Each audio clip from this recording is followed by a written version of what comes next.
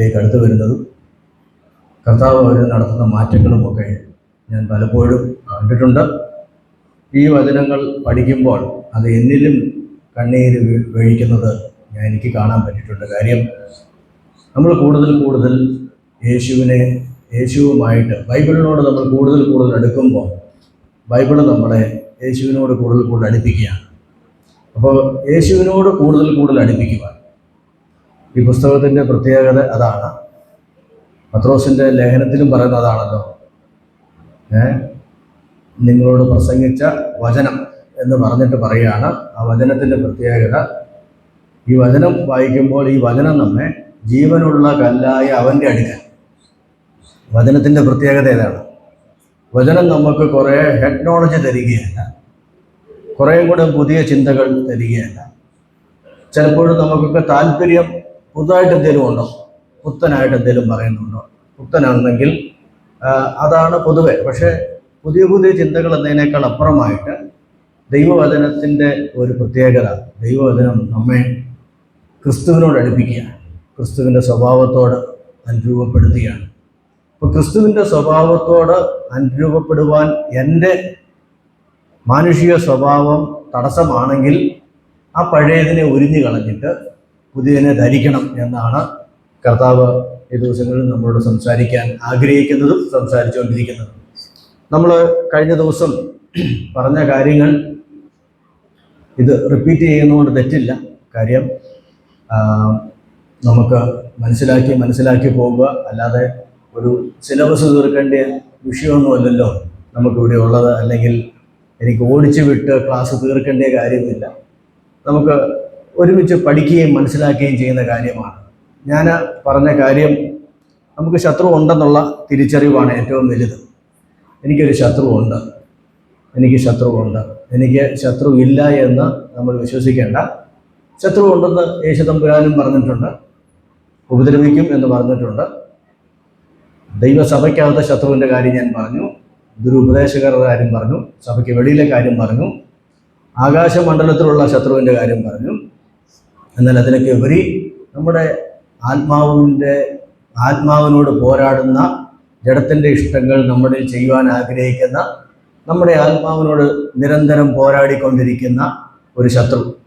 അതിനെ ആത്മമണ്ഡലത്തിലെ ശത്രു എന്ന് വിളിക്കുന്നതിനേക്കാൾ അപ്പുറം പ്രാണനോട് പോരാടുന്ന ശത്രു എന്നാണ് വിളിക്കാൻ നല്ലത്. കാര്യം നമ്മുടെ ആത്മാവിനല്ല പോരാട്ടമുള്ളത്, നമ്മുടെ പ്രാണനാണ് പോരാട്ടമുള്ളത്. അതുകൊണ്ടാണ് പൗലോസ് പറഞ്ഞത്, ഞാൻ എൻ്റെ ആത്മാവിനെ വിലയേറിയതായി എണ്ണുന്നില്ലെന്നല്ല, എൻ്റെ ജീവനെയും വിലയേറിയതായി എണ്ണുന്നില്ലെന്നല്ല. എൻ്റെ ജീവൻ വേറെ, എൻ്റെ ആത്മാവ് വേറെ, എൻ്റെ പ്രാണനിലാണ് ഞാനെന്ന അഹങ്കാരം ഇരിക്കുന്നത്. എൻ്റെ പ്രാണനിലാണ് ഞാനെന്ന ആ വലിയ മനുഷ്യൻ ഇരിക്കുന്നത്.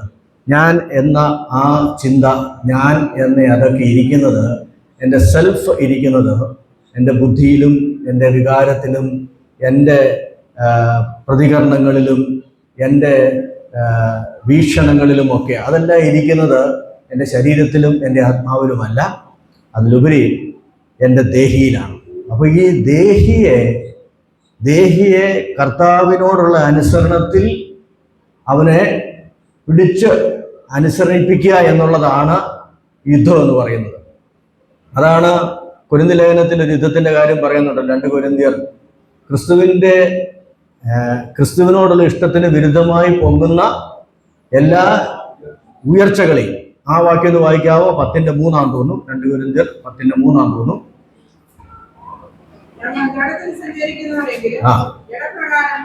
പോരാടുന്നില്ല അല്ല.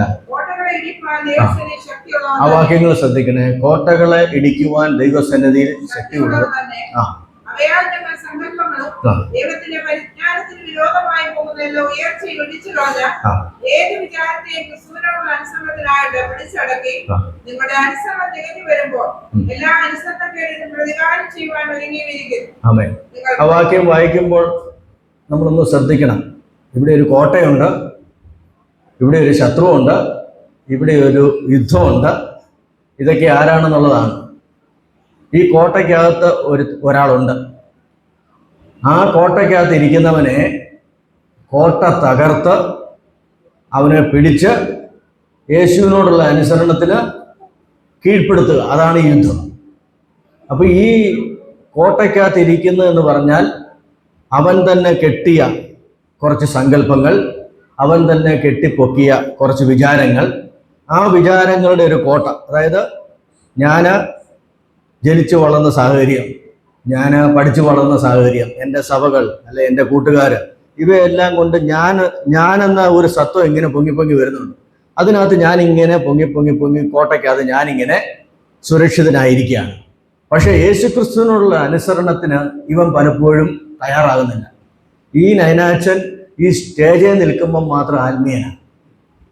ഇദ്ദേഹത്തിന് മൈക്കും സമയവും ആളുകളും തരുമ്പോൾ ഇയാൾ ഭയങ്കര ഭക്തനാണ്. പക്ഷേ ഇവനെ പിടിച്ചടക്കണം. ഇവനെ പിടിച്ചടക്കണമെങ്കിൽ ഇതൊരു യുദ്ധമാണ്. ഇവനെ പിടിച്ചടക്കുവാൻ എന്നോട് പരിശുദ്ധാത്മാവ് കൽപ്പിക്കുകയാണ്, യേശുവിൻ്റെ അനുസരണത്തിന് വിരോധമായിട്ട് നിന്നിൽ പൊങ്ങുന്ന എല്ലാ സങ്കല്പത്തെയും നീ തകർക്കണം. എന്നിട്ട് അനുസരണം തികയോളം അവനെ പിടിച്ച് കെട്ടി അടക്കി അവനെ ക്രിസ്തുവിൻ്റെ ഭക്തനാക്കി മാറ്റണം. ഇതാണ് യുദ്ധം. അല്ലാതെ ചെമ്പരത്തിക്ക് വെച്ചതും കോഴിക്കാല് വെച്ചതും ഇതൊന്നും അല്ല. അതൊക്കെ നമുക്ക് തോന്നലാണ്, അതൊക്കെ പുറത്ത് ഏതാണ്ടൊക്കെ കാണിക്കുന്നതാണ്. ഇതൊന്നും അല്ല യുദ്ധം.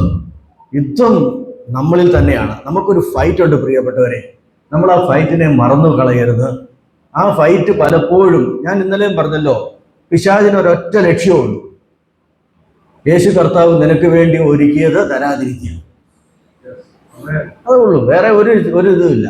അല്ലാതെ നിനക്ക് തോട്ടം മേടിക്കരുതെന്നോ, നിന്റെ കാര്യങ്ങൾ നടക്കരുതെന്നോ, നിന്റെ പിള്ളേരെ കെട്ടിക്കരുതെന്നോ, ഇതൊന്നും പിശാചിന് കാര്യം. പിശാചിന് അതൊക്കെ എതിർപ്പായിരുന്നെങ്കിൽ അപ്പുറത്തും ഇപ്പുറത്തും ഉള്ളവർക്കൊന്നും നടക്കാതിരുന്നേനെ. പിശാചിന് അങ്ങനെയൊന്നും വിഷയമൊന്നുമില്ല. നീ അതിനകത്തൊക്കെ സമ്പന്നനാകുന്നതും നീ നന്നായിട്ട് പോകുന്നതും ഏറ്റവും ബെസ്റ്റായിട്ട് പോകുന്നതും ഒക്കെ പിശാചിനും താല്പര്യം. അല്ലാതെ പിശാച് ഇങ്ങനെ നിന്റെ പുറകെ നീ വസ്തുക്കച്ചവടം നടത്തിയോ, അത് നടക്കാനില്ല, അതിന് നീ പിന്നെയും പോയി പ്രാർത്ഥിക്കണം, കൊച്ചിൻ്റെ കല്യാണം, ഇതൊന്നും അല്ല. ഇതൊക്കെ നോർമലായിട്ട് ഇവിടെയൊക്കെ നടന്നോളും. അതിനകത്തൊന്നും ഫൈറ്റൊന്നുമില്ല. പക്ഷെ ഫൈറ്റ് ഉള്ളത് നിന്നെ കർത്താവ് ഒരുക്കിയിരിക്കുന്ന നിത്യത, നിന്നെ കർത്താവ് നിനക്ക് വേണ്ടി കരുതിയിരിക്കുന്ന ഇറ്റേണിറ്റി, അത് നീ അനുഭവിക്കാതിരിക്കുക. അതിൽ നിന്ന് നിന്നെ മാറ്റുക. അതിൻ്റെ സന്തോഷം മരിച്ച ശേഷം കിട്ടുമെന്നല്ല, അതിൻ്റെ സന്തോഷത്തിൽ, രക്ഷയുടെ സന്തോഷത്തിൽ ജീവിക്കുക. രക്ഷയുടെ സന്തോഷത്തിൽ ജീവിക്കാൻ നിന്നെ സാധിക്കാതെ വണ്ണം നിന്നെ പിടിച്ച് ഞെരുക്കി ഞെരുക്കി ഞെരുക്കി ഞെരുക്കി പിന്നെയും കോട്ട പൊക്കി കഴിയുമ്പോൾ എന്നാന്ന് ചോദിച്ചാൽ, ഞാനിവിടെ കോട്ട പൊക്കിയാൽ പിന്നെ ബിനു സഹോദരൻ എന്നെ കാണാൻ പറ്റത്തില്ല. പക്ഷെ ഞാനിത് ഇടിച്ചു കളഞ്ഞാൽ പിന്നെ ആ കോട്ടയ്ക്കകത്ത് പിന്നെ കോട്ടകൾ ഇടിക്കുകയാണ്. കോട്ടകൾ ഇടിക്കുക എന്നുള്ളത് എൻ്റെ ഉത്തരവാദിത്വമാണ്. ഞാൻ കെട്ടിയതൊക്കെ ഞാൻ തന്നെ ഇടിക്കണം. അത് നമുക്ക് ദൈവം അതിനുള്ള കൃപയും ശക്തിയും ഒക്കെ ദൈവം നമുക്ക് നൽകട്ടെ. നമുക്ക് പലപ്പോഴും അത്ര എളുപ്പമല്ല, പക്ഷെ ഇടിക്കണം. ഇടിച്ച് കളഞ്ഞേ പറ്റൂ. ഇടിച്ചെങ്കിൽ മാത്രമേ ക്രിസ്തു അനുരൂപരായി നമുക്ക് മുന്നോട്ട് പോകാൻ പറ്റത്തുള്ളൂ. ഞാൻ പറഞ്ഞ കാര്യം നമ്മുടെ ആത്മാവിനോട് പോരാടുന്ന ശത്രുവിനെ പറ്റിയാണ് ഞാൻ പറഞ്ഞത്. ആദ്യം പറഞ്ഞ കാര്യം നിങ്ങൾക്കറിയാം, കയ്പെന്ന് പറയുന്ന ശത്രു. അത് ഞാൻ ഇന്നലെ നിങ്ങളോട് പറയുകയുണ്ടായി. അതൊരു വിത്തൊന്നുമല്ല, അതൊരു ഫലമൊന്നുമല്ല, എന്തെങ്കിലുമൊക്കെ സംഭവിച്ചപ്പം വന്നതല്ല, അതൊരു ഫലമല്ല, അതൊരു വേരാണ് എന്നാണ് വേദപുസ്തകം പഠിപ്പിക്കുന്നത്. കയ്പുള്ള വേര്. കയ്പൊരു റൂട്ടാണ്, ഫ്രൂട്ടല്ല. അപ്പോൾ ആ വേര് ഉണ്ടെങ്കിൽ അതിനെ പിഴുതണം. അത് പിഴുത് കളഞ്ഞില്ലെങ്കിൽ പിന്നെ സംഭവിക്കുന്നത് കയ്പുള്ള ഫലങ്ങൾ ഉണ്ടാകുകയും അതിനാൽ അനേകർ മലിനാകുകയും ചെയ്യും. ഒരു വേര് അവിടെ ഉണ്ടെങ്കിൽ, ആ വേര്, അതായത് വേരെന്ന് അവിടെ പറയുന്നത് റൂട്ട്, ഉറവിടമെന്നാണ്, അതിൻ്റെ സോഴ്സിൽ ഞാൻ പറഞ്ഞല്ലോ, പാല് കൊണ്ടുവരുന്ന മനുഷ്യൻ കുപ്പിക്കകത്ത് വെള്ളം ഒഴിച്ചിട്ട് പാല് തന്നാൽ കുഴപ്പമില്ല. പക്ഷേ ഈ പാല് തന്നെ അതിൻ്റെ സോഴ്സിൽ തന്നെ മാലിന്യമാണെങ്കിലും, അതിൻ്റെ ഉറവിൽ തന്നെ അപകടം വരുകയാണെങ്കിൽ അതെത്ര ഭീകരമായിരിക്കും. അതുകൊണ്ട് കയ്പുള്ള വേര് ദൈവസഭയ്ക്കകത്ത് മുളപ്പിക്കാതിരിക്കാൻ എല്ലാവരും ശ്രദ്ധിക്കണം. എൻ്റെ വാക്കിലോ എൻ്റെ പ്രവൃത്തിയിലോ എൻ്റെ ഇടപാടിലോ ഒരു കയ്പ് ഉണ്ടാകുന്നുണ്ടെങ്കിൽ, അത് നിനക്ക് തോന്നുന്നുണ്ടെങ്കിൽ, അത് മുളച്ചു വരാതിരിക്കാൻ നിന്റെ ഉത്തരവാദിത്വമാണ്. അത് മുളപ്പിക്കരുത്. മുളപ്പിച്ചാൽ അനേകർ അതിനുകൊണ്ട് മലിനപ്പെടും. അങ്ങനെ കയ്പുള്ള വേര് മുളപ്പിച്ച ആ വ്യക്തിയെ അവിടെ പറയുന്നത് ഏശാവിനെ പറ്റിയല്ലേ? എബ്രായ ലേഖനത്തിൽ പറയുന്നത് ഏശാവാണ്. ഏശാവിനെ പറ്റി പറഞ്ഞത് അവൻ്റെ ഒരു ബലഹീനതയിൽ അവനൊരു കയ്പുള്ള വേര് മുളപ്പിച്ചെന്നല്ല. അവനെ വിളിക്കുന്ന പേര് ബലഹീനൻ എന്നല്ല, അഭക്തൻ. അഭക്തൻ ഏശാവിനെ അവിടെ വിളിക്കുന്നത്. എബ്രായ ലേഖനം 12-ാം അധ്യായത്തിന്റെ 15-ാം വാക്യമാണ് നമ്മൾ വായിച്ചത്. അഭക്തൻ. അഭക്തൻ ഇംഗ്ലീഷിൽ അതിലും കട്ടിയാണ്. ഇംഗ്ലീഷിൽ ഒന്ന് വായിക്കാമോ? അഭക്തൻ എന്നല്ല, വിശുദ്ധൻ അല്ലാത്തവൻ എന്നല്ല, ഇമ്മോറൽ എന്നും കൂടെ ഉണ്ട്. അധാർമികൻ. ഒന്ന് വായിക്കാമോ? ആ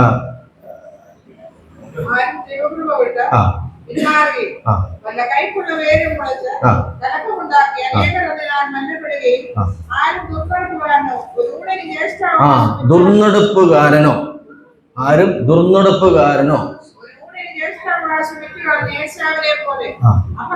അഭക്തൻ. ഏശാവിനെ വിളിക്കുന്നത് ബലഹീനൻ എന്നൊന്നുമല്ല. വിശന്നപ്പം പായസം മേടിച്ചെന്നല്ലാതെ വേറെ എന്നാ കുഴപ്പം? പക്ഷേ ദൈവത്തിന്റെ വചനം അവനെ വിളിക്കുന്നത് അവൻ അഭക്തൻ, ദുർനടപ്പുകാരൻ എന്നാണ്. അതുകൊണ്ട് കയ്പുള്ള വേര് മുളപ്പിക്കാതിരിക്കാൻ നമ്മൾ ശ്രമിക്കണം. നമ്മുടെ ഉണ്ടെങ്കിൽ അത് നമ്മൾ മാറ്റണം. ഞാൻ പറഞ്ഞത് കയ്പുള്ള വേര് മുളയ്ക്കുന്നത് വിത്തിൽ നിന്നാണ്. ചെറിയ തരത്തിലുള്ള ഹർട്ടുകൾ, നൊമ്പരങ്ങൾ, വേദനകൾ, വാക്കുകൾ, ഇവയൊക്കെ നമ്മൾ പാലിച്ച് ഇങ്ങനെ അതിനെ ഇങ്ങനെ അതിൻ്റെ മേലിങ്ങനെ തടവി തടവി തടവി തടവി തടവി അതങ്ങ് വലിയ ഒരു വ്രണമായി മാറുകയാണ്. അതാണ് സംഭവിക്കുന്നത്.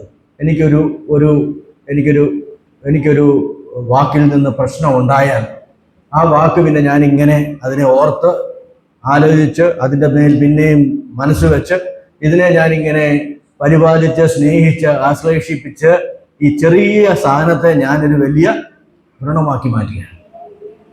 അത് പിന്നെ എൻ്റെ ആത്മീയ ജീവിതത്തെ തടസ്സപ്പെടുത്തുകയാണ്. അതുകൊണ്ട് അത് സംഭവിക്കാതിരിക്കാൻ നമ്മൾ ശ്രദ്ധിക്കണം. അത് കയ്പിനെ പറ്റിയാണ് കഴിഞ്ഞ ദിവസം പറഞ്ഞത്. നമ്മൾ പറഞ്ഞത് പല എക്സാമ്പിൾസ് പറഞ്ഞു.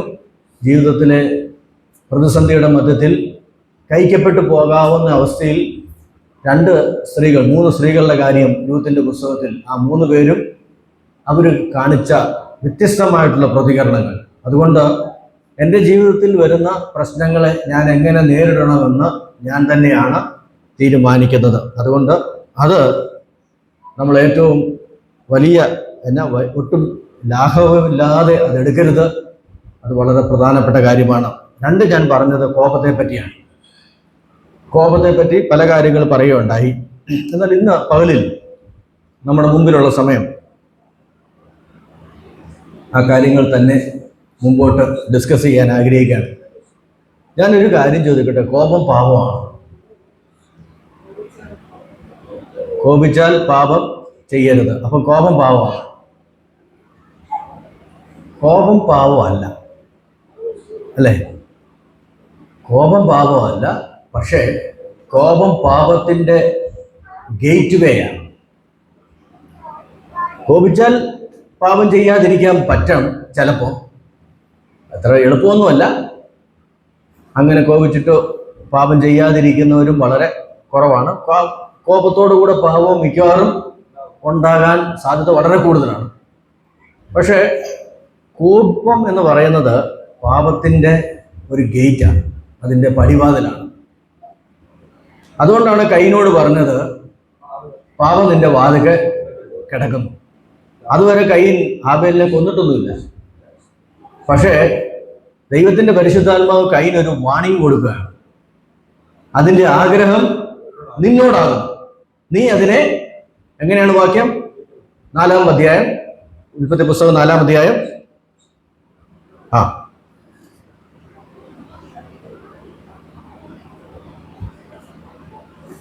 4:7.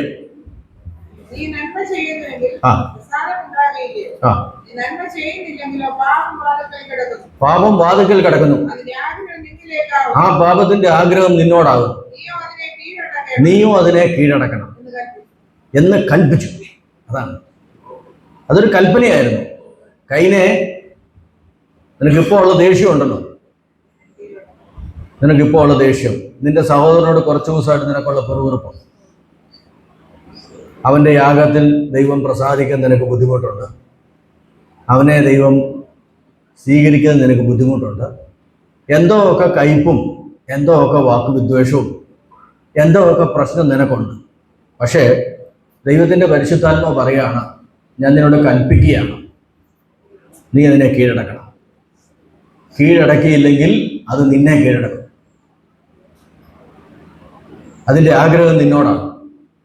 ആ വൈരാഗ്യത്തെ അതിനെയും കീഴടക്കാൻ കയ്യിന് പറ്റിയില്ല. നമ്മൾ ആ ഭാവത്തോട്ട് വരുന്നുണ്ട്. അപ്പോൾ കോപം പാപമാണോ എന്ന് ചോദിച്ചാൽ ഒറ്റ വാക്കിൽ പാപമല്ല. പക്ഷേ വേദപുസ്തകം പറയുന്ന ഒന്ന് രണ്ട് വാക്യങ്ങളുണ്ട്. മത്തായിയുടെ സുവിശേഷത്തിൽ യേശുക്രിസ്തു പറയുന്ന കാര്യം തന്നെ. മത്തായിയുടെ സുവിശേഷം യേശുക്രിസ്തു പറയുന്നത് 5-ാം അധ്യായത്തിൽ, നിങ്ങൾ കേട്ടിട്ടുണ്ടല്ലോ, 5-ാം അധ്യായം 21-ാം വാക്യം.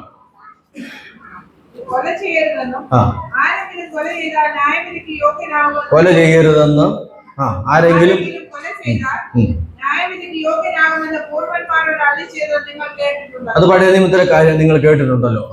ഞാനോ നിങ്ങളോട് പറയുന്നു, ഞാൻ ഇതിനൊരു എക്സ്പ്ലനേഷൻ പറയാം. ഞാൻ നിങ്ങളോട് പറയുന്നു, സഹോദരനോട് കോപിക്കുന്നവനല്ല ന്യായവിധിക്ക് യോഗ്യനാകും. അപ്പൊ സഹോദരനോട് കോപിക്കുന്നവൻ ആരാ? ന്യായവിധിക്ക് യോഗ്യനാകും. അപ്പൊ നേരത്തെ കാര്യം ആദ്യത്തെ പ്രമാണം ഈ പ്രമാണമായിട്ട് വെച്ച് നോക്കുമ്പോൾ കോപിക്കുന്നവൻ ആരാ? കോപിക്കുന്നവൻ കൊലപാതകൻ. സഹോദരനോട് കോപിക്കുന്നവൻ അല്ലേ? അങ്ങനെയല്ലേ അത് പറയുന്നത്? ന്യായവിധിക്ക് യോഗ്യനാവും. സഹോദരനോട് കോപിക്കുന്നവൻ, ആ വാക്യം ഒന്നുകൂടെ വായിക്കാവോ? ഞാനോ നിങ്ങളോട് പറയുന്നു, ന്യായവിധിക്ക് യോഗ്യനാവും. നിൽക്കേണ്ടി വരും. അപ്പൊ ഇതിൽ കൂടുതൽ എന്നാ യോഗ്യത വേണ്ടേ? ഇതിൽ കൂടുതൽ നമുക്ക് എന്നാ യോഗ്യത വേണ്ടേ?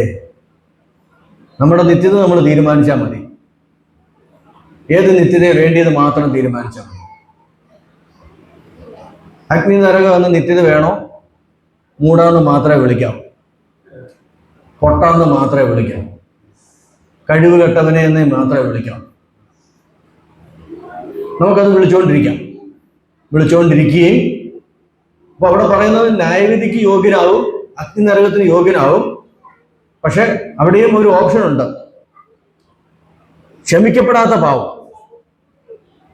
ക്ഷമിക്കപ്പെടുന്നില്ലെങ്കിലാണ് ആ പാപം ദൈവം മുമ്പാകെ ക്ഷമിക്കപ്പെടുന്നില്ല. അതാണല്ലോ സങ്കീർത്തനത്തിൽ പറയുന്നത്, ലംഘനം ക്ഷമിച്ചു, പാപം മറച്ചും കിട്ടിയ മനുഷ്യൻ ഭാഗ്യവാൻ.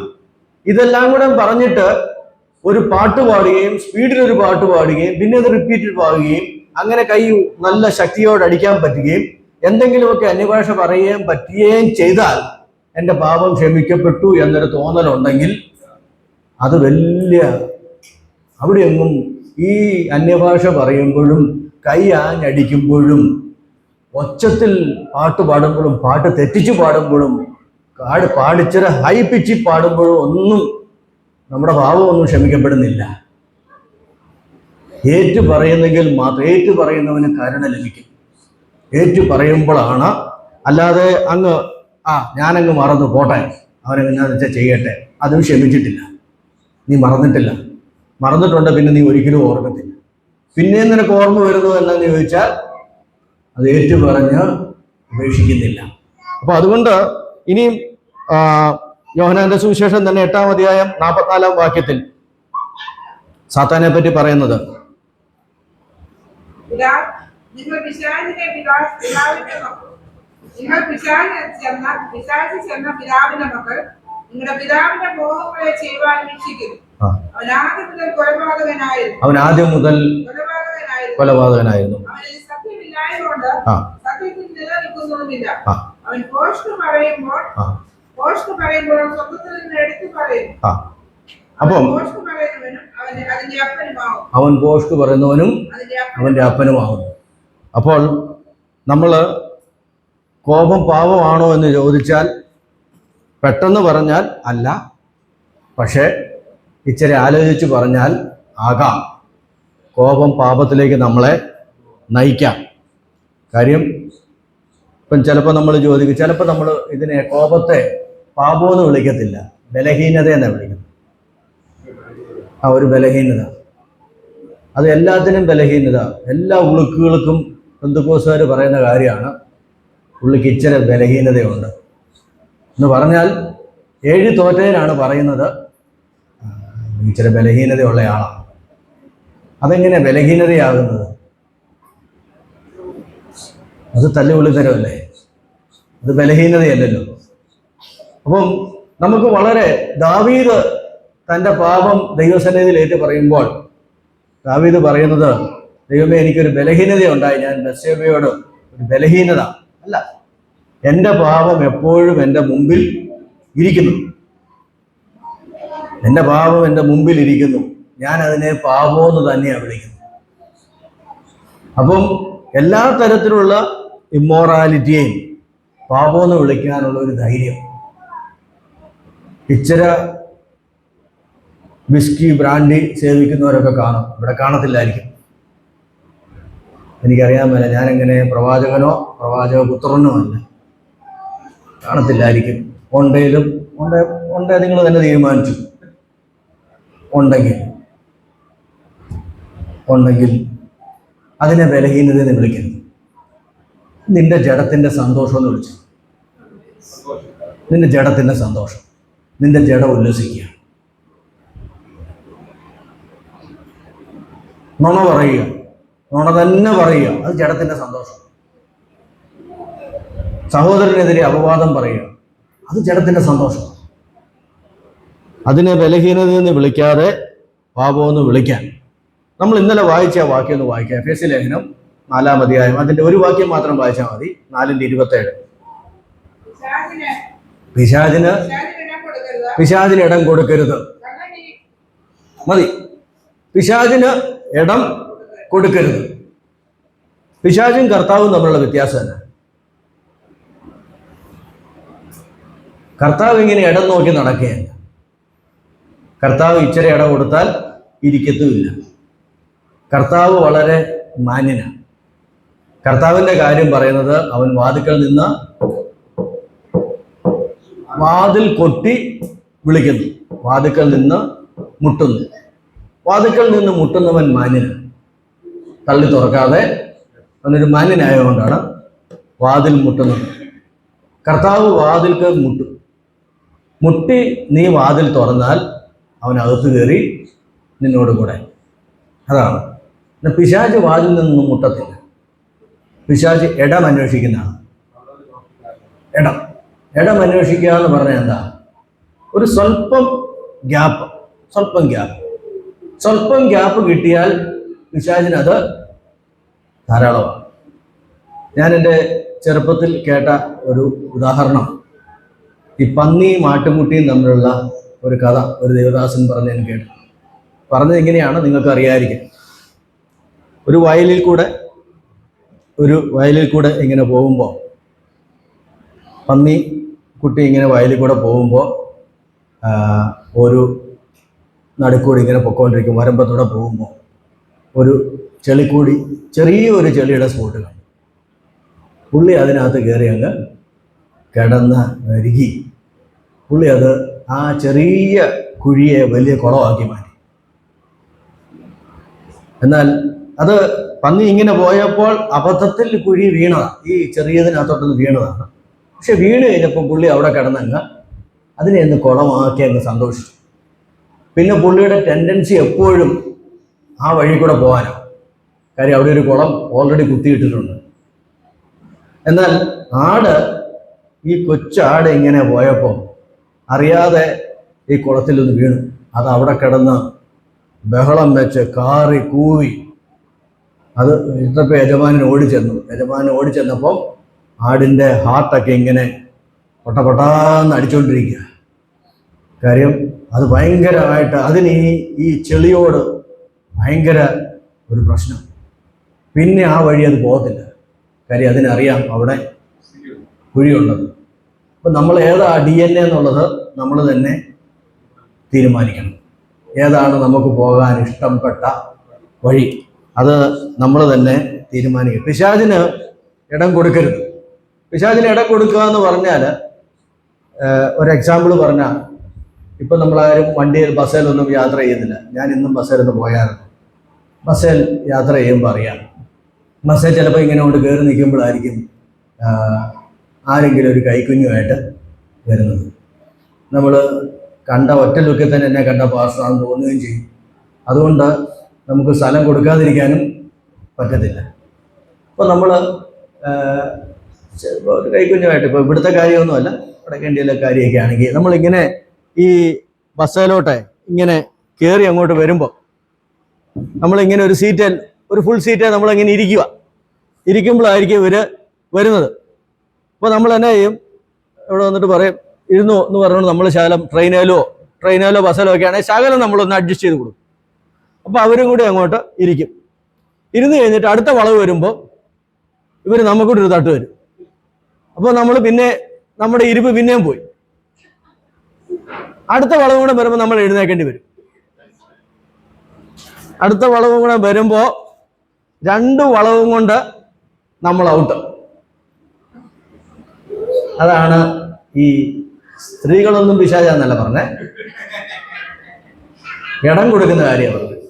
ഇടം കൊടുത്താൽ സഹോദരിമാർക്ക് ഇടം കൊടുക്കരുതെന്നല്ല ഞാൻ പറഞ്ഞത്.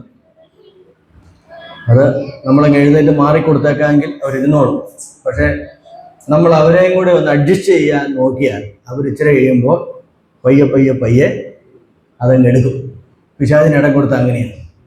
പിശാച് തുടങ്ങുന്നതൊക്കെ ചെറിയ പരിപാടിയിലാണ്, ചെറിയൊരു വാക്കിൽ, ചെറിയൊരു ചിന്തയിൽ ഒക്കെ കയറി നമ്മുടെ ഇടം നശിപ്പിക്കും എന്നത് നമ്മൾ മനസ്സിലാക്കണം. അതുകൊണ്ട് പിശാചിന് ഇടം കൊടുക്കാതെ, ഞാൻ പറഞ്ഞല്ലോ, യേശു ഇടം കൊടുത്താൽ വന്നിരിക്കത്തൊന്നുമില്ല. യേശു കയറി ഇരിക്കണമെങ്കിൽ എൻ്റെ ഈ കസാരയിൽ ഇപ്പോൾ ഇരിക്കുന്നത് ഞാനെന്ന സ്വയമുള്ള നൈനാനാണ്. ആ നൈനാൻ അവിടുന്ന് എഴുന്നേറ്റ് മാറിയിട്ട് കർത്താവിന് ആ സീറ്റ് കൊടുക്കാമെങ്കിൽ കർത്താവ് ഇരിക്കും. അപ്പോൾ പിന്നെ ഞാൻ എവിടെ ഇരിക്കും? ഞാൻ പിന്നെ യേശുവിൻ്റെ പാദത്തിലിരിക്കണം. എൻ്റെ സീറ്റ് അവിടെയായിരിക്കും. എൻ്റെ രാജാവും എൻ്റെ കർത്താവും യേശുവും, ഞാൻ അവൻ്റെ കാൽപാദത്തിലും ഇരിക്കാൻ തയ്യാറാണെങ്കിൽ മാത്രമേ ഉള്ളൂ യേശു കർത്താവ് വരുത്തണം. അല്ലാതെ അവിടെ കമ്പിയെ പിടിച്ച് നിൽക്കാനും അവിടെ ഇടമുണ്ടാക്കി കയറാനും ഒന്നും യേശു റെഡിയല്ല. കാര്യം യേശുവും പിശാചും അങ്ങനെ. അതുകൊണ്ട് വേദപുസ്തകം നമ്മോട് പറയുന്നത് പിശാചിന് ഇടം കൊടുക്കരുത്, പിശാചിന് ഇടം കൊടുക്കരുത്. ചിലപ്പോൾ നമ്മൾ പറയും, പാസ്റ്ററെ നിങ്ങളൊക്കെ പ്രസംഗിക്കുന്ന ആൾക്കാരൊക്കെയാ അങ്ങനെയൊക്കെയാ, നിങ്ങളുടെ ഫീൽഡ് അതാണ്. ഞങ്ങളുടെ ഫീൽഡ് അതൊന്നുമല്ല. ഞങ്ങൾ വണ്ടി ഓടിക്കുന്നവരും ഞങ്ങൾ മറ്റ് പല കാര്യങ്ങൾ ചെയ്യുന്നവരും ഒക്കെയാണ്. ഇച്ചിരി ഒന്നും ദേഷ്യപ്പെടാതെ കോപിക്കാതെ ഇവിടെ വല്ല കാര്യം നടക്കുമോ? കോപിക്കാതെ ദേഷ്യപ്പെടാതെ വല്ല കാര്യവും നടക്കുമോ? ഞാൻ നിങ്ങളോട് അങ്ങനെയുള്ളവരോട് ചോദിക്കാം, നിങ്ങൾ കോപിച്ചിട്ട് നടത്തിയിട്ടൊരു 10 കാര്യം പറയാം. നിങ്ങൾ ദേഷ്യപ്പെട്ടിട്ടും ബഹളം വെച്ചിട്ടും ചിഹ്നം വിളിച്ചിട്ടും നിങ്ങൾ നേടിയെടുത്തിട്ടുള്ള 10 കാര്യം, നിങ്ങൾ നശിപ്പിച്ച 10 കാര്യം ഞാൻ പറയാം. ഈ വലിയ കോപവും ബഹളവും ചീറ്റലും തുമ്മലും ഒക്കെ കൊണ്ട് നശിപ്പിച്ച എത്രയോ ബന്ധങ്ങളാണ് ഇല്ലേ? എത്രയോ ബന്ധങ്ങൾ കോപിപ്പിച്ച് നശിപ്പിച്ച് കളഞ്ഞിട്ടുണ്ട്. വെറുതെ ആവശ്യമില്ലാത്തടത്ത് കിടന്ന് കൂവി ചാടി ദേഷ്യപ്പെട്ട് നശിപ്പിച്ച ബന്ധങ്ങൾ, നശിപ്പിച്ച പേര് നശിപ്പിച്ചു, ബന്ധങ്ങൾ നശിപ്പിച്ചു. പിന്നെ ആളുകൾക്ക് പിന്നെ നിങ്ങളോട് അടുക്കാനുള്ള ആ അകലം വർദ്ധിപ്പിച്ചു. ഇവയൊക്കെ അല്ലേ കോപം കൊണ്ട് നമുക്ക് ഉണ്ടാക്കിയെടുക്കാൻ പറ്റിയിട്ടുള്ളത്.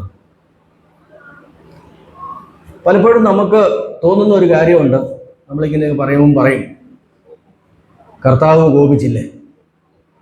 കർത്താവ് കോപിച്ചു. കർത്താവ് കോപിച്ചാൽ പിന്നെ നമുക്കും കോപിക്കരുതോ എന്നതാണെങ്കിൽ കർത്താവാണ് എന്നുള്ള കാര്യം നമ്മൾ മറന്നു പോകരുത്. കർത്താവ് കോപിച്ചെങ്കിൽ കർത്താവിന് ആദ്യവും അന്തവും ഇതിൻ്റെ മുഴുവൻ കാര്യവും കംപ്ലീറ്റ് വിവരത്തോടു കൂടിയാണ് കർത്താവ് കോപിക്കുന്നത്. നമ്മൾ പലപ്പോഴും കോപിക്കുന്നത് അങ്ങനെയൊന്നുമല്ല.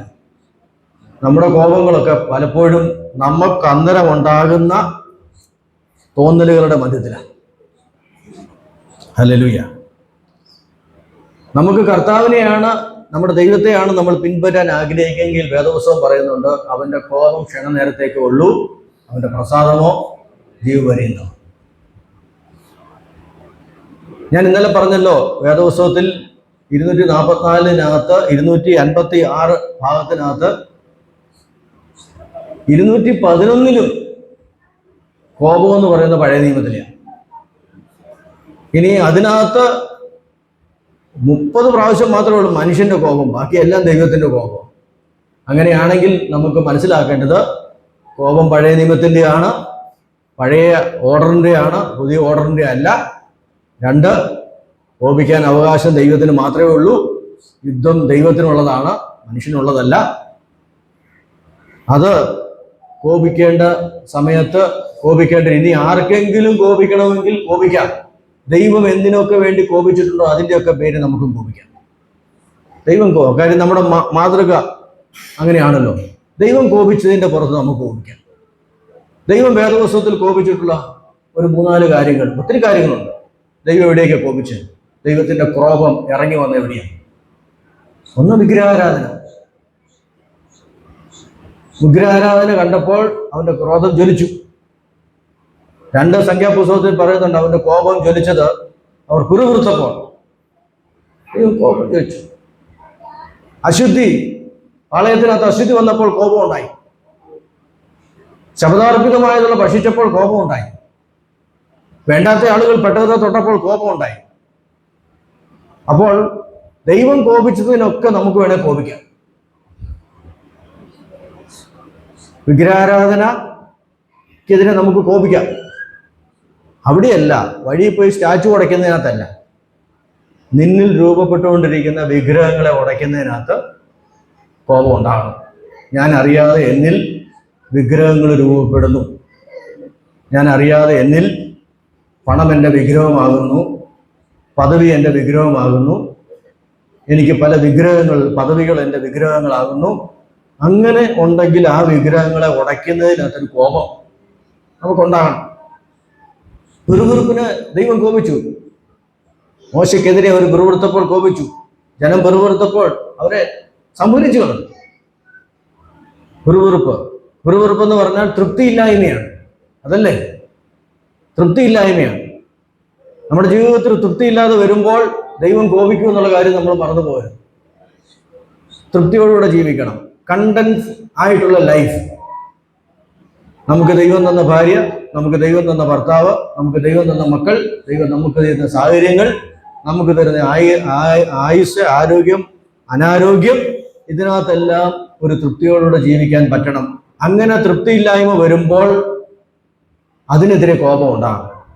കർത്താവേ, ഞാൻ ഇത്തിരി തൃപ്തിയില്ലാതെയാണ് ജീവിക്കുന്നത്, ഈ വിഗ്രഹത്തെ, ഇതിനെ ഞാൻ യേശുവിൻ്റെ നാമത്തിൽ തകർക്കും. അപ്പോൾ നമുക്ക് ജീവിതത്തിൽ കർത്താവ് കോപിച്ചതിനൊക്കെ കോപിക്കാൻ ദൈവത്തിൻ്റെ വചനത്തിൻ്റെ വ്യവസ്ഥയുണ്ട്. കോപത്തെപ്പറ്റി ഞാൻ ഒത്തിരി ഡീറ്റെയിലായിട്ട് പോകുന്നില്ല. നമുക്കറിയാം, പലതരത്തിലുള്ള കോപങ്ങളുണ്ട്. ചിലത് അഗ്നിപർവ്വതം പോലെയാണ്, ചിലത് പടക്കം പോലെയാണ്. ഈ അഗ്നിപർവ്വതവും പടക്കവും തമ്മിലുള്ള വ്യത്യാസം, അഗ്നിപർവ്വതം അങ്ങനെയൊന്നും പൊട്ടത്തില്ല. അതിങ്ങനെ അകത്ത് പുകഞ്ഞ് ഇങ്ങനെ ഒരു സുപ്രഭാതത്തിൽ പൊട്ടിക്കഴിഞ്ഞാൽ പിന്നെ പിടിച്ചാൽ കിട്ടത്തില്ല. ചിലത് പടക്കമാണ്, ഒരൊറ്റ നിമിഷം കൊണ്ട് എല്ലാം പൊട്ടിച്ച് തകർത്ത് തരിപ്പണമാക്കി തീരും. അത് കഴിയുമ്പം പിന്നെ കരച്ചിലായി, കുറ്റബോധമായി, പിന്നെ ബഹളമായി, ക്ഷമയോദിക്കലായി. അപ്പോൾ നമ്മൾ ഏത് തരത്തിലുള്ളതാണ് നമ്മൾ തന്നെ ചിന്തിച്ചു. കോപം ഉണ്ടെങ്കിൽ ഏറ്റവും ചിലരിങ്ങനെ ക്ഷമിച്ചൊക്കെ ഇരിക്കും, എല്ലാം ക്ഷമിച്ച് എല്ലാം സഹിച്ച് ഒരു നല്ല ചിരിയോടുകൂടെ, പക്ഷേ ഉള്ളിൽ ഇങ്ങനെ പുകയാണ്. ഉള്ളി പുകഞ്ഞ് ഒരു സുപ്രഭാതത്തിൽ ഇതങ്ങ് പൊട്ടിപ്പോവുകയാണ്. ഓൾക്കാന അങ്ങനെയാണല്ലോ അത് വരുന്നത്. അതിങ്ങനെ തകർത്ത് പിന്നെ അതിൻ്റെ ലാഭം പോകുന്നിടത്തെല്ലാം പിന്നെ പ്രശ്നങ്ങളാണ്. അപ്പോൾ അതുകൊണ്ട് ക്രിസ്തീയ ജീവിതത്തിൽ പ്രിയപ്പെട്ടവരെ, നമ്മുടെ ക്രിസ്തീയ ജീവിതത്തിൽ നമുക്ക് ശ്രദ്ധിക്കണം. നമ്മെ തകർത്ത് കളയുവാൻ പിശാച് ശ്രമിക്കുമ്പോൾ അവൻ്റെ ചതിയെ നമ്മൾ തിരിച്ചറിയുകയും നമ്മൾ ഈ കോപത്തെ, നമ്മൾ ഇന്നലെ കേട്ടതുപോലെ കോപത്തെ മാത്രമല്ല എല്ലാ തരത്തിലുള്ള കയ്പിനെയും വേരോടെ പറിച്ചു കളയാൻ നമ്മൾ ദൈവിക കൃപയ്ക്ക് വേണ്ടി പ്രാർത്ഥിക്കുകയും ചെയ്യണം. ഹല്ലേലൂയ. കോപത്തിൻ്റെ ഒരു ബൈ പ്രോഡക്റ്റാണ് അഹങ്കാരം. ഇത് രണ്ടും കൂടെ ഒരുമിച്ച് പലപ്പോഴും വരാറുള്ളത്. അതായത് കൊളസ്ട്രോൾ ഉള്ളവർക്ക് ഷുഗർ ഉണ്ടെന്ന് പറയുന്ന പോലെ ഒരു സാധനം ഉണ്ടെങ്കിൽ മറ്റേതും വരും. അഹങ്കാരം. ഈ അഹങ്കാരം എന്ന് പറയുന്നത് സ്വയം. എന്താണ് അഹങ്കാരത്തിനൊരു ഡെഫിനേഷൻ പറയാൻ പറ്റുന്നത് എന്ന് ചോദിച്ചാൽ, എനിക്ക് എന്ത് അർഹമായിട്ടുണ്ടോ അതിന് മീതെ ഞാൻ ചിന്തിക്കുന്നതാണ്. ഞാൻ എന്താണോ അതിന് മീതെ ഞാൻ ചിന്തിക്കുമ്പോഴാണ് എനിക്ക് അഹങ്കാരം എന്ന് പറയുന്നത്. എന്നെ സ്നേഹിക്കുന്നതോ സ്വയസ്നേഹത്തെ ഒന്നും അല്ല അത് പറയുന്നത്. സ്വയത്തെ സ്നേഹിക്കണമെന്ന് കർത്താവ് തന്നെ പഠിപ്പിച്ചിട്ടില്ലേ? യേശു പഠിപ്പിച്ചതല്ല, നിന്നെ പോലെ തന്നെ നിന്റെ അയൽക്കാരനെ. അപ്പോൾ നമുക്ക് നമ്മളെ വെറുക്കാനൊന്നും പറ്റത്തില്ല. യേശു പറഞ്ഞത്, നീ നിന്നെ എന്തുമാത്രം സ്നേഹിക്കുന്നുണ്ടോ നിന്നെ സ്നേഹിക്കുന്നു. അതിപ്പോൾ നമ്മൾ സ്നേഹിക്കുന്നുണ്ടല്ലോ. ഞാൻ എന്നെ സ്നേഹിക്കുന്നുണ്ട്. ഞാൻ എന്നെ സ്നേഹിക്കുന്നതുകൊണ്ടല്ലേ എനിക്കൊരു പനി വരുമ്പോൾ ഞാൻ ആശുപത്രിയിൽ പോകും. നിങ്ങൾക്ക് പനി വരുമ്പോൾ നിങ്ങളെ ഞാൻ കൊണ്ടുപോകുന്നുണ്ടോ? എനിക്ക് പനി വരുമ്പോൾ, എനിക്ക് നടുവേദന വരുമ്പോൾ ഞാൻ എന്നെ സ്നേഹിക്കുന്നുണ്ടാണ്. അപ്പം എന്നെ സ്നേഹിക്കാതെ എനിക്കൊന്നും ചെയ്യാൻ പറ്റില്ല. ഞാൻ എന്നെ സ്നേഹിക്കും, എനിക്കുള്ളവരെ സ്നേഹിക്കും. എൻ്റെ മക്കളെ, എൻ്റെ ഭാര്യയെ, എൻ്റെ പ്രിയപ്പെട്ടവരെ എനിക്ക് സ്നേഹിക്കണം. അത് കർത്താവ് എതിർക്കുന്നില്ല. അതിന് സ്വയസ്നേഹമല്ല. അതൊരിക്കലും അഹങ്കാരത്തിനകത്തൊന്നും വരുന്ന കാര്യമല്ല. എന്നാൽ അഹങ്കാരത്തിനകത്ത് വരുന്ന സ്വയങ്ങൾ, അത് നമ്മളൊന്ന് തിരിച്ചറിയുന്നത് വളരെ നല്ലതാണെന്ന് എനിക്ക് തോന്നുന്നു. ഒരു 4 സ്വയചിന്തകളെ ഞാൻ നിങ്ങളോട് പറയാം. 1, സ്വയ ഇഷ്ടം, സെൽഫ് വിൽ. 2, സ്വയനീതീകരണം, സെൽഫ് റൈറ്റസ്നെസ്. 3, സ്വയപ്രയത്നം, സെൽഫ് എഫോർട്ട്, സ്വയപ്രയത്നങ്ങൾ. 4, സ്വയവഞ്ചന, സെൽഫ് ഡിസീറ്റ്. 5, സ്വയസഹതാപം, സെൽഫ് പിറ്റി.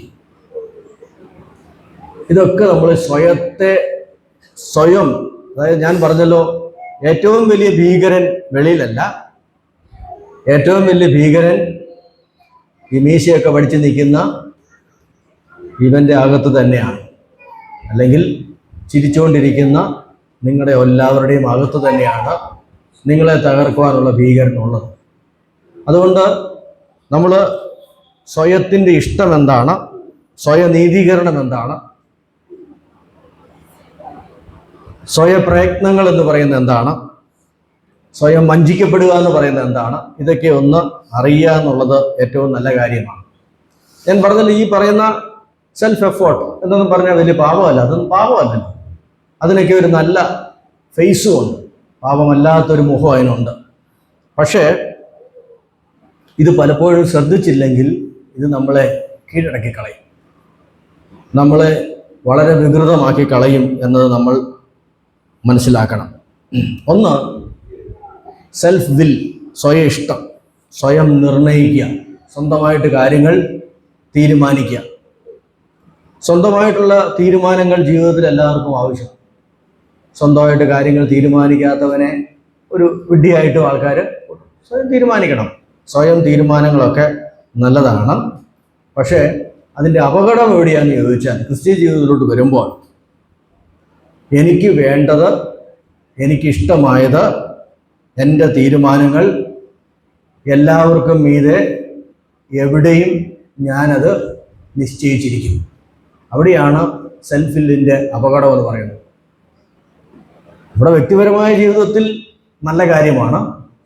പക്ഷേ ഒരു കുടുംബ ബന്ധങ്ങളിൽ, സഭയുടെ കാര്യങ്ങളിൽ, ഒരു കൂട്ടായ്മയിൽ സെൽഫ് വിൽ, അതായത് വളരെ ഡോമിനൻ്റ് ആയിട്ടുള്ള, വളരെ പവർഫുൾ ആയിട്ടുള്ള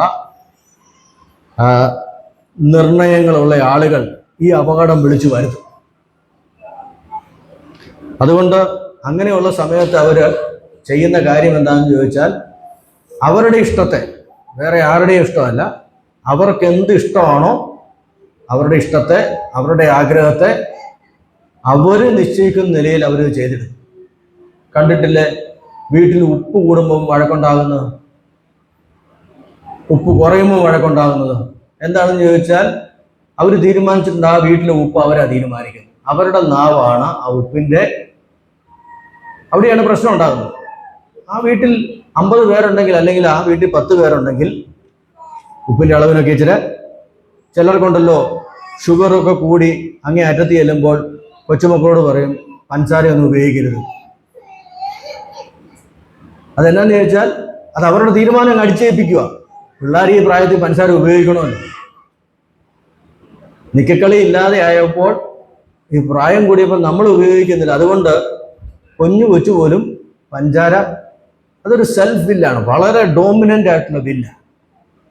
അതിനെ നമ്മൾ ദൈവത്തിന് മുമ്പാകെ കീഴടക്കിയില്ലെങ്കിൽ അത് വലിയ അപകടമൊക്കെ കൊണ്ടുവരും. കാര്യം നമ്മുടെ ആ സ്വയം നിർണയിക്കുവാനുള്ള അസാമാന്യമായിട്ടുള്ള അതായത് ദൈവത്തെ പോലെ എനിക്ക് യുക്തമായതുള്ളത്, എനിക്ക് ബോധ്യമായിട്ടുള്ളത്, എൻ്റെ ഇഷ്ടമായിട്ടുള്ള ഞാൻ ചെയ്തിരിക്കും. അതിനെ നമ്മൾ ക്രിസ്തുവിനോടുള്ള അനുസരണത്തിൽ കീഴടക്കണം. അല്ലെങ്കിൽ അതും ചിലപ്പോൾ നമ്മളെ തകർത്ത് കളയും. അതായത് ഞാൻ തീരുമാനിക്കും. ഇത് എവിടെ തുടങ്ങിയതെന്നറിയാമോ? ഇത് തുടങ്ങിയത് യെശയ്യാവിൻ്റെ പ്രവചനത്തിലുണ്ട്. അതായത് ഭൂമിക്ക് വെളിയിൽ തുടങ്ങിയ ഒരു കാര്യമാണ്. ഒരുത്തൻ പറഞ്ഞു, ഞാൻ എൻ്റെ സിംഹാസനത്തെ അവൻ്റെ മുകളിൽ കൊണ്ടുപോയി വെച്ചിരിക്കും. അത് അവൻ്റെ തീരുമാനം. അവൻ തീരുമാനിച്ചു. അവൻ്റെ ആ സെൽഫ് വില്ലിൻ്റെ, അല്ലെങ്കിൽ ആ ഡിറ്റർമിനേഷൻ, ആരെന്നാ പറഞ്ഞാലും ഞാനത് കെട്ടി പൊക്കിയിരിക്കുക. യെശയ്യാപ്രവചനം 14-ാം അധ്യായത്തിൻ്റെ 12-ഉം 15-ഉം വാക്യങ്ങളാണ്. ഞാനെല്ലാം അവൻ്റെ മീതെ വെക്കും എന്നത് അവിടെ ഉണ്ടായ ഒരു തീരുമാനം. പക്ഷേ ആ തീരുമാനം ഭൂമിയിൽ ആപ്ലിക്കബിൾ ആക്കിയത് ഏദൻ തോട്ടത്തിൽ